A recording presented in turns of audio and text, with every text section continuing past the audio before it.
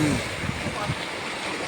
দেখিয়ে কি অবস্থা আমাদের, এই আমাদের ইঞ্জিনিয়ার পাইপ ধরে ধরে ধরে আছে, পাথর পাথর বইছে।